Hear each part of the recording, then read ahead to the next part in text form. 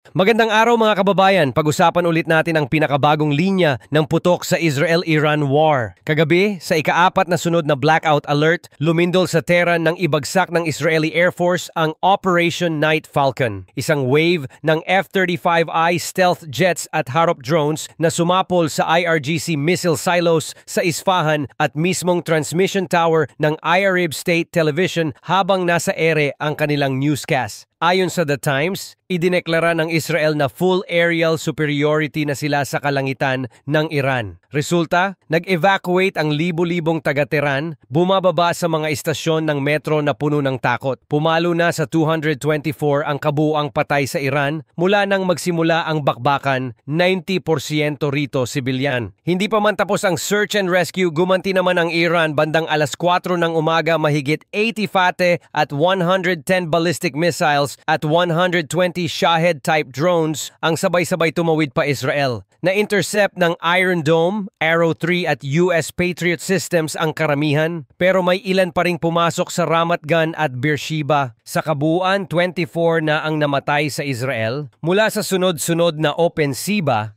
Sa Haifa, 2 apartment block ang gumuho, samantalang sa Tel Aviv nakita sa live stream ang apoy na lagpas 3 palapag matapos tamaan ng drone fragment ang isang diesel depot. Sabi ng Jerusalem Post, 11 pa ang nadagdag na patay nitong madaling araw, karamihan na ipit sa gumuhong parking structure at mahigit 400 na ang sugatan sa buong bansa. Balik tanaw muna tayo sa mga nangyari kahapon, June 16. Matapos ang Operation Rising Lion 2 ng Israel Lunes ng gabi, kung saan giniba ang 3 underground centrifuge halls sa Natanz at tinamaan ang IRGC Quds Force Barracks sa Tehran. Nagpaulan ang Iran ng 200 missile barrage na tumagal ng 5 oras. 8 ang agad na namatay at 12 ang sugatan sa unang salvo. Ilang minuto pagkatapos, tinarget naman ng Israel ang state-run TV compound at naputol on-air ang broadcast. Sa harap ng tumitinding putukan, nagtagpo kahapon ang United Nations Security Council pero nauwi sa deadlock ng iveto ng Russia at China ang draft ceasefire resolution na ini-endorso ng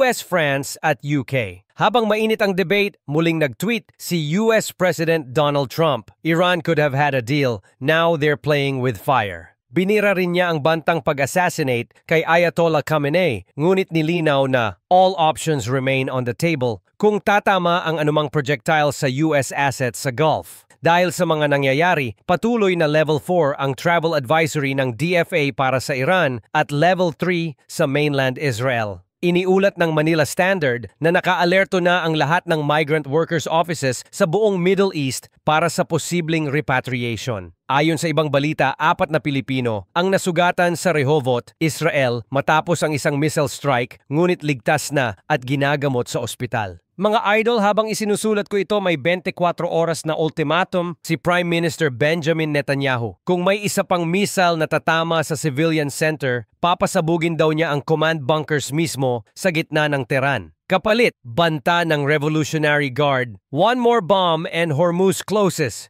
Sa gitna ng lahat, umiiyak ang mga bata sa tunog ng sirena, nagmamadali ang mga nanay maghanap ng gamot. At tayong mga nakatingin mula sa malayo ay nakikisalo sa tensyon na parang fuse na pwedeng pumutok anumang oras.